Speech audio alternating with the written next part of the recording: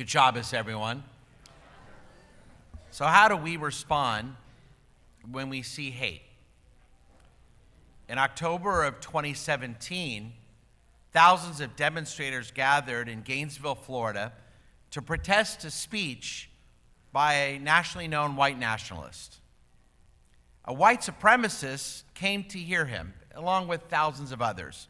And this particular racist individual was a man named Randy Furness, who came to hear. And he wore a t-shirt emblazoned with swastikas. As he walked to hear the speaker, screaming protesters quickly surrounded him and started to hit him. One protester punched Furness in the face. It's understandable. But at that moment, Aaron Courtney, a black man and high school football coach in Gainesville, who came to protest against the white nationalists, saw Furness after he was punched and did something remarkable. He tried a different tactic. He went up to Furness and he embraced him. He hugged him. Could you imagine? And after some hesitation, Furness hugged him back. And Courtney then asked the avowed Nazi and white supremacist, "Why do you hate me? What is it about me? Is it my skin color, my history, my dreadlocks? Why do you hate me?" Furness finally said, "I don't know." This moment, I believe, is as shocking as it is revealing. How is it that Aaron Courtney, a black man, can embrace the very thing, a white supremacist, that he was protesting against? And how is it that Randy Furness can find himself at the end of one man's fist at one moment and in the arms of another man just a moment later? What did they see in each other that broke open the mold of hatred that embraces so many? Once footage of their embrace hit social media, the praise began.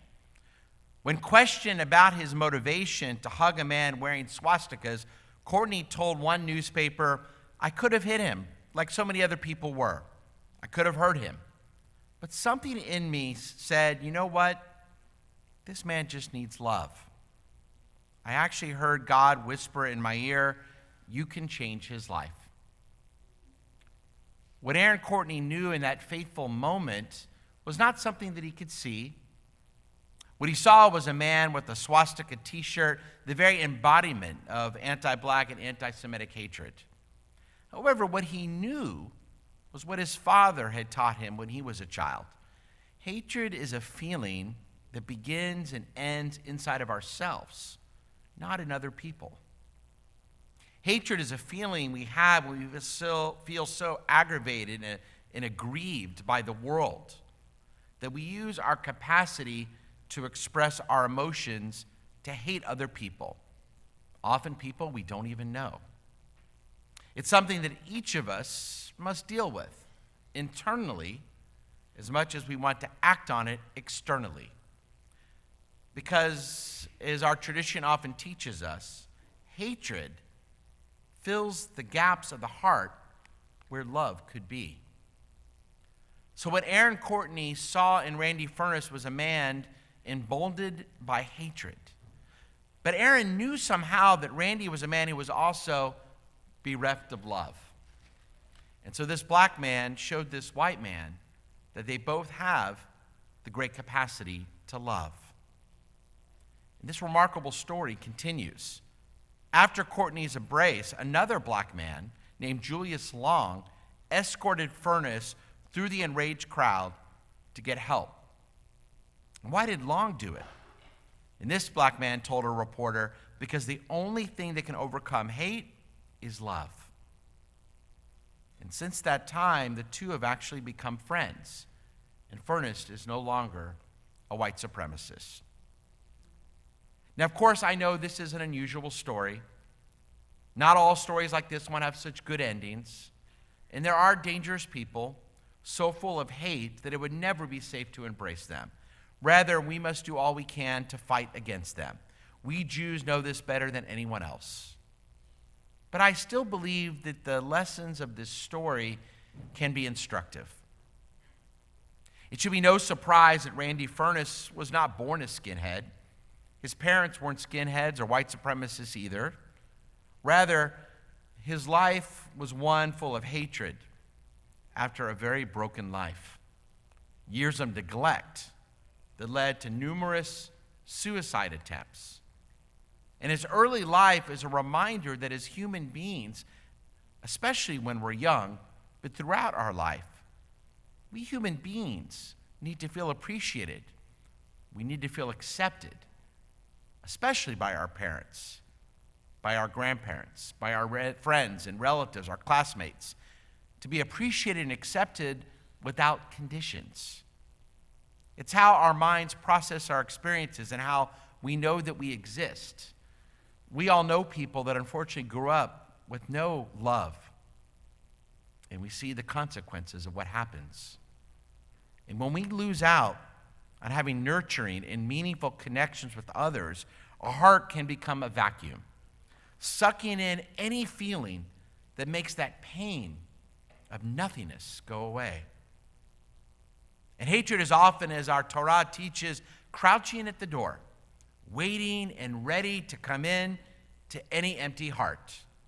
Lapetach hotat rovetz, as we're taught in the very beginning of the Torah.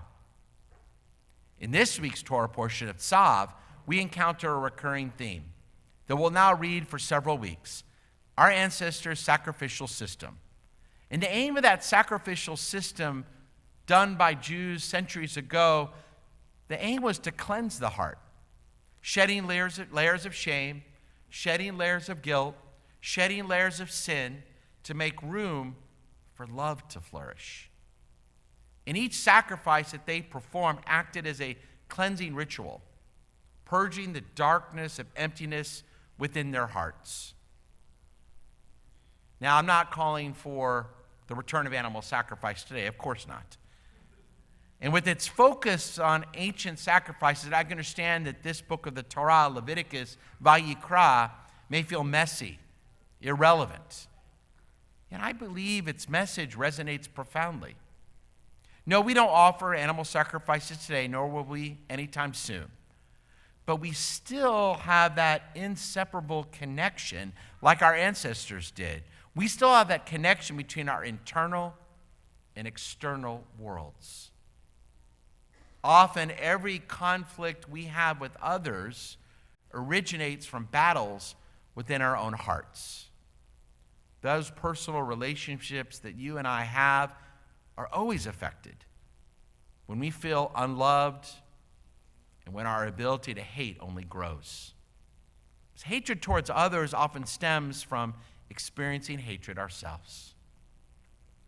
And so our current book of the Torah can guide all of us along a transformative journey, starting with the purging of hatred from our hearts, which can then lead to embracing more care and more compassion for other people, especially those closest to us. Because a community comprised of emotionally and mentally healthier individuals, harboring less animosity towards themselves, has the potential to foster a more favorable environment for us all, contributing to the advancement of our collective well-being. This book of the Torah asks us, I believe, a timeless and fundamental question. Do we need to fill our hearts with more love? Shabbat Shalom, everyone.